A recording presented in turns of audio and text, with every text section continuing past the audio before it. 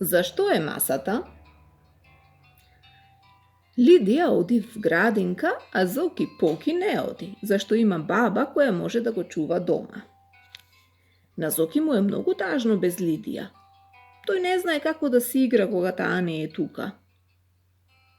Но еден ден Лидија го одведе Зоки во својата градинка. Учителката зачудено го пречека новото дете, но Лидија ја објасни. Ова е Зоки, учителке. Зоки Поки. Ако да остане денеска кај нас? Ако Лиде, нека ни биде гостин, се сложи учителката. Но кога влегоа во големата соба со многу столчиња и масички и кога сите деца седнаа на своето столче, се виде дека за Зоки нема празно место.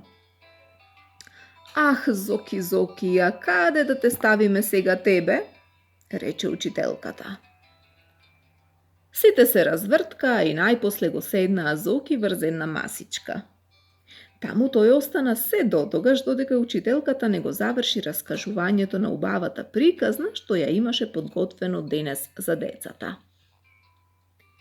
Потоа сите излегоа надвор, па почнаа да пеат и да играат, а кога одново требаше да седнат на своите малечки столчиња во собата, Зоки пак си седна врз својата масичка.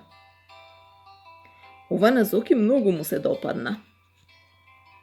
Па кога попладнето дојдоа дома, уште него ни слече палтото, тој се поткачи на едно столче и чуп, седна врз масата. Зоки, што е тоа? Вели баба му. Слези! Слези, вели и Лидија. Но Зоки не слегува. Ама Зоки, чули што ти реков? Повторува баба му малку поостро. Чув, вели Зоки, но не слегувам, сакам и овде да е градинка. Овде има столчиња, вели Лидија. Слези, Зоки Поки. Неќам, сакам да седам врз маса. Но Зоки, вели баба му, на масата се јаде, а врз стол се седи. А јас ки седам врз маса, а на стол ке јадам. Добро, вели баба му и замолчува.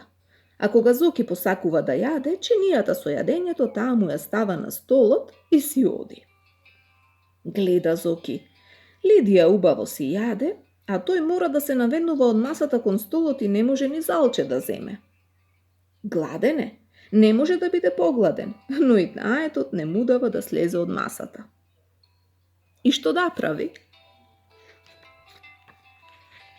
Најлесно му е да заплаче. И Зоки почнува да плаче долго и обтегнато. Тогаш доаѓаат од работа татко му и мајка му. Што ти е, сине? Прашуваат загрижено и двајцата. Олеле!